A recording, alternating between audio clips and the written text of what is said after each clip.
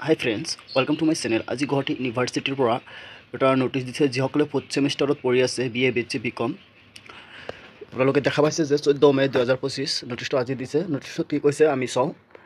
It is hereby informed to all concerned that the 4th semester regular batch FYUGP FYIMP and 4th semester CBCS area examination will be held tentatively from first week of June 2025